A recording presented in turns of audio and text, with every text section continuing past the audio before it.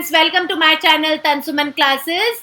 और जैसा कि हम चैप्टर 5 रीड कर रहे हैं, when people rebel 1857 and after, यानी कि जो 1857 का जो क्रांति हुई थी उसमें क्या क्या हुआ और उसके बाद में क्या हुआ, क्या बदलाव हुए। तो हमने इस चैप्टर में जैसे कि पहले पढ़ा है कि लोग एकजुट हुए, लोगों ने अंग्रेजों के खिलाफ आवाज उठाई और साथ ही साथ बहादुर शाह जफर के नेतृत्व में हमने भारत को रिप्रेजेंट किया। भारत के लोग एकजुट हुए, चाहे वो जमींदार हो, चाहे वो किसान हो, चाहे सैनिक हो, चाहे महिलाएं हो। वो जब सब एकजुट हुए तो उन्होंने 100 साल की जो ये सरकार थी, जो कि ब्रिटिश गवर्नमेंट थी, उसके जड़ें हिला के रख दी थी। और कहीं ना कहीं अब ब्रिटिशर्स को ये डर पैदा हो गया था कि ऐसा नहीं होना चाहिए। उन्होंने बाहर से, ब्रिटेन से भी फौज मंगानी पड़ी उनको, और साथ ही साथ अब इन्होंने विद्रोहियों को जल्दी सजा सुनाने के लिए कई ऐसे कानून बना दिए थे। सो the company fights back. Company ने कैसे फाइट बैक किया और कैसे उन्होंने 1857 का जो रिवॉल्व था, जो रिबेल हमने किया था, उसके दबाया, उसको कैसे उन्होंने अपने हाथों से, अपने सैनिकों के द्वारा उसको कुचला। तो आज हम पढ़ेंगे the company fights back. Welcome to my channel Tansuman classes and please like and subscribe my channel so आपको और ज्यादा वीडियो मिलते रहें। So let's start the topic, the company fights back. Unremmed by the scale of the unravel, the company decided to repress the revolt with all his might. It bought the reformation of England and passed a new law so that the rebels could be convicted with ease. इन्होंने एक नया कानून रिफॉर्समेंट कर दिया ताकि अब जो सेनाएं हैं, जो विद्रोही हैं, वो खड़े ना हो, और कंपनी में पूरी अपनी ताकत लगा दी। और साथ ही साथ अब इस विद्रोह को कुचलने का फैसला लिया गया। उन्होंने इंग्लैंड से फौज मंगाई और विद्रोहियों को जल्दी से सजा सुनाने के लिए कानून बनाया गया। तो Delhi was represented for the rebel force on 8 September 1857. The last Mughal emperor Bahadur Shah Zafar was tried in court and sentenced in life imprisonment.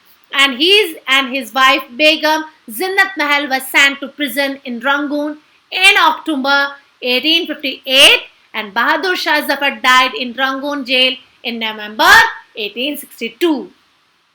1857 में जो ये अंग्रेजों ने वापस अपने दिल्ली अपने कब्जे में ले लिया था, और फोर्सफुली जब इन्होंने अपने कब्जे में, जब भारत की जो दिल्ली है, जब उसको अपने साथ में लिया, तो मुगल शासक जो कि बहादुर शाह जफर थे, इनको और इनकी पत्नी जिन्नत महल को इन्होंने जेल में डाल दिया। मुगल शाह जफर पे एक मुकदमा चलाया गया और आजीवन कारावास की सजा दी गई।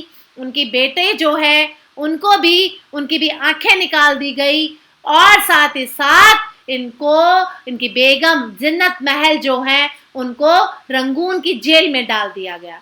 इसी जेल में 1862 को बहादुर शाह जफर ने आखिरी सांस ली। The recapture of Delhi, however, did not mean that the rebellion died down after that. लेकिन इसका मतलब ये नहीं है कि अब दिल्ली जब वापस रिकैप्चर कर लिया था ब्रिटिशर्स ने, इसका मतलब ये नहीं है कि अंग्रेजों के खिलाफ अब विद्रोह खत्म हो चुका था। लोग अंग्रेजों को टक्कर देते रहे। People continued to resist the battle of British. अंग्रेजों के खिलाफ युद्ध करते रहे। British had to fight for 2 years to suppress the massive forces of popular rebellion.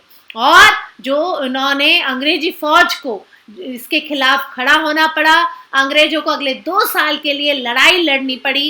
And Lucknow was taken in March 1858. और लखनऊ जो 1858 में जो कि ले लिया गया था, Rani Lakshmibai defeated and killed in June. Rani Lakshmibai defeat हुई और जून 1858 में ये मारी गई, अंतिम सांस इन्होंने लिया। And similar fact awaited Rani Avantibai who after entailed victory of Khari close to embrace death when surrounded by the British on all sides. और अंग्रेजों को अगले 2 साल के लिए लड़ाई पड़नी पड़ी और साथ ही साथ रानी लक्ष्मीबाई, अवंतीबाई लोधी के साथ भी यही हुआ और जो विजय हासिल करने की बात हुई थी, अंग्रेजी सेना ने इनको घेर लिया और वो शहीद हुई and just a victorious against the British and earlier encouraged rebellions and defeat the rebel force encouraged discretions of the British also tried their best to win back of the loyalty of the people. They announced reward for the loyal landlords would be allowed to continue to enjoy traditional right over their lands. Those who had rebelled were told that if they submitted to the British, if they had not killed any white people.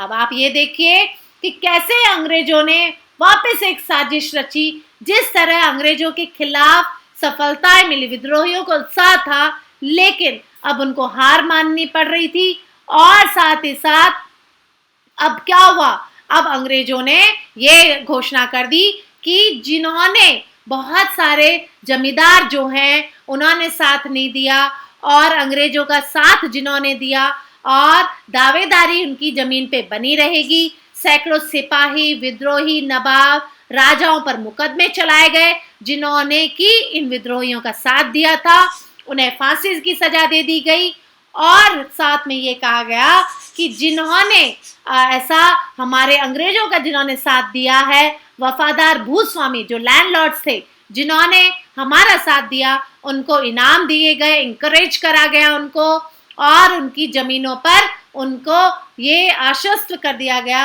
कि उनकी जमीनें उनके ही हाथ में रहेगी और वो traditional rights जो थे जमीन के वो उसे एंजॉय कर सकते हैं. So they would remain safe and their rights to claims to land would not be denied. And nevertheless, hundreds of sepoy, rebels, nawab and rajas were tried to hang. और बहुत सारे सैकड़ों हजारों राजा, सिपाही और साथ ही साथ ऐसे लोगों पर मुकदमा चलाया गया और उन्हें फांसी की सजा दे दी गई जिन्होंने कि इनका साथ दिया था. आफ्टरमैथ, विद्रोह के बाद क्या हुआ था? So the British has regained control of the country by the end of 1859. 1859 में अब क्या हुआ था? ब्रिटिश जो कंपनी है उसने अपना सारा कंट्रोल कर लिया था, लेकिन अब जो पहले वाली नीतियां थी, पहले वाला जैसे शासन था, they control kept ruling land with the same policies anymore. पहले वाली नीतियों के खिलाफ वो खड़े हो गए थे and the policies anymore. पहले वाली नीतियों के सहारे उन्होंने शासन नहीं चला सकते थे, अब उन्हें अपने आप को चेंज करना पड़ा था. So given below are the important changes that were introduced by the Britishers. और ब्रिटिशर्स के लिए कुछ ऐसे बदलाव लाए और जिससे कि वो कुछ ऐसा चेंज कर सके कि ब्रिटिश के खिलाफ इंडियन सोसाइटी में लोग खड़े ना हो. So the British Parliament passed a new act in 1858 and transferred the power of the East India Company to the British Crown. The order of ensured the any more responsible management and Indian affairs. यानी कि अब जो company है उसके खिलाफ British संसद ने 1858 में एक नया कानून पारित करा. ईस्ट इंडिया कंपनी जो है अब उसका साम्राज्य, सारी पावर किसको दे दी गई थी? ईस्ट इंडिया कंपनी ने ब्रिटिश क्राउन के अंडर में आ गई थी. And more responsible management of Indian affairs, और सारा का सारा काम भारतीयों के मामलों में अब क्राउन ही संभालेगा, ब्रिटिश साम्राज्य संभालेगा. And a member of the British cabinet was appointed Secretary of State for India and made responsible for all matters related to the governance of India. और मंत्रिमंडल के एक ऐसे सदस्य बनाए गए जिसमें कि भारत का शासन का जिम्मा संभालने की जिम्मेदारी दी गई. He was given a council to advise him called the Indian Council, और जिसे कि नाम दिया गया इंडियन काउंसिल. भारत के governor general, the Governor General of India was given a little of Viceroy, that is the personal representative of the Crown, और वो crown को जवाबदेह होगा, जो कि यहाँ के गवर्नर जो बनाए जाएंगे अब वो इंग्लैंड के राजा और रानी के जो घोषित किया जाएगा उनके द्वारा किया जाएगा। इसमें क्या था, thought these measures the British government accepted direct responsibility for the ruling India, और इसी के साथ अंग्रेज सरकार ने भारत के शासन की जिम्मेदारी सीधे सीधे अपने हाथों में ले ली। अब आप ये देखिए, British force capture the rebels near Kanpur. Notice that the way of artists shows the British soldiers willingly advising on the rebel force। यानी ध्यान से देखिए किस तरह एक कलाकार ने अंग्रेजी सिपाहियों की बहादुरी से विद्रोहियों पर धावा बोलते हुए दिखाया गया है। ये देखिए आप। And second one is all ruling chiefs of the country were assured that their territory would never be annexed in future। और देश में सभी शासकों को, सभी चीफ्स को ये भरोसा दिलाया गया, एश्योर्ड किया गया कि उनकी टेरिटरीज है वो एनेक्स नहीं करी जाएगी फ्यूचर में, उनको उनसे छीना नहीं जाएगा। और अब उनकी जो they were allowed to pass on their kingdoms to their heirs including adopted son. और साथ ही साथ में अब उनके द्वारा जो उनकी संपत्ति है, जो उनका किंगडम है, वो उनके अडॉप्टेड सन को भी, यानी दत्तक जो गोद लिया हुआ पुत्र है, उसको भी सौंप सकते हैं।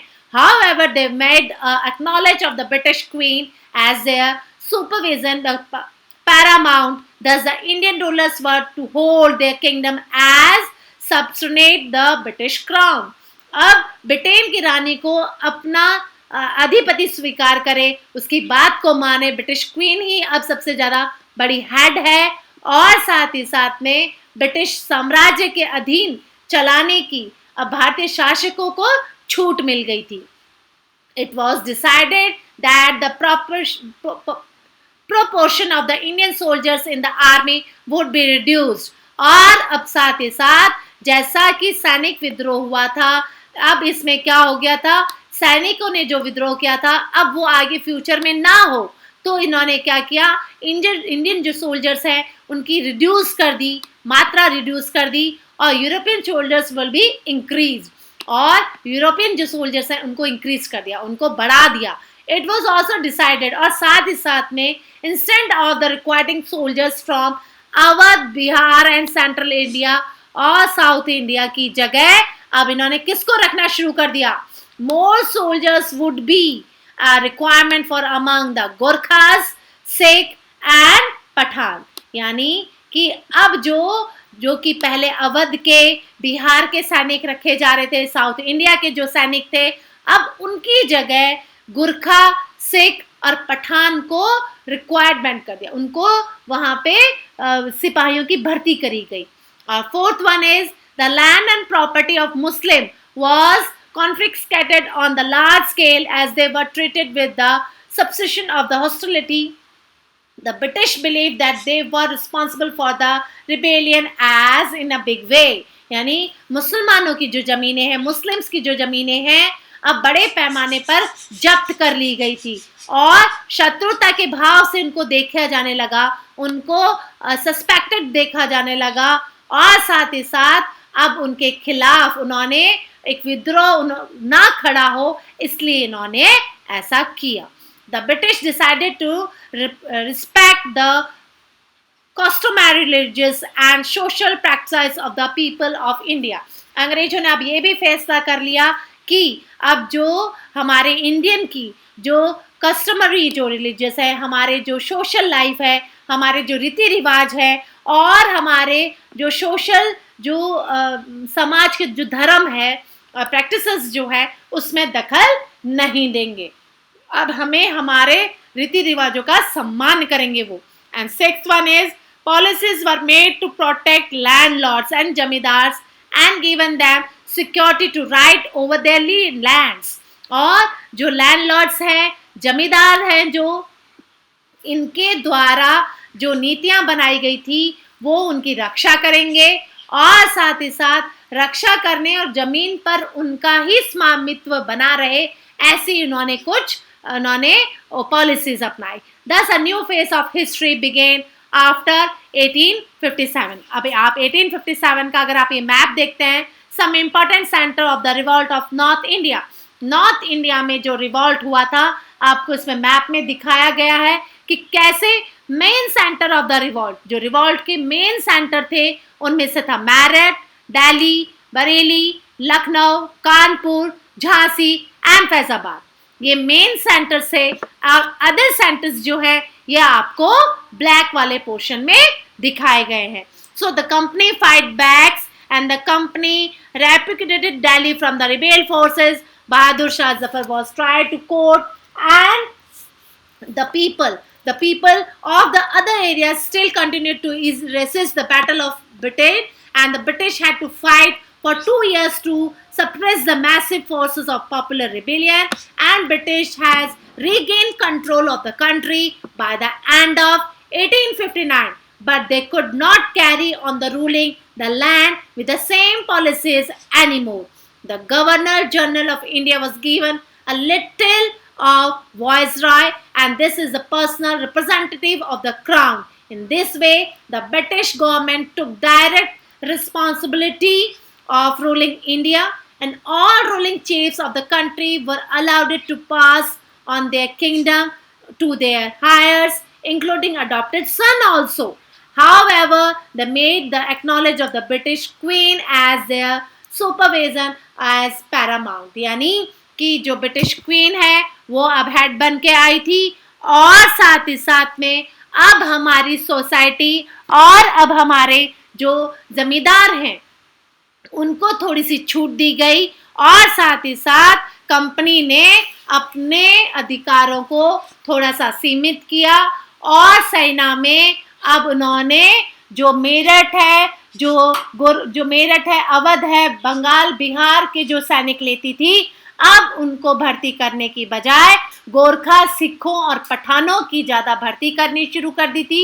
एज पर दिस चैप्टर अब ये ब्रिटिश जो क्राउन है उसके अंडर में आ गया था, और भारत में अब सत्ता जो है वो रानी के हाथ में चली गई थी। Thank you. आई होप आपको ये चैप्टर समझ में आया होगा, and like and subscribe my channel. Thank you. Good day.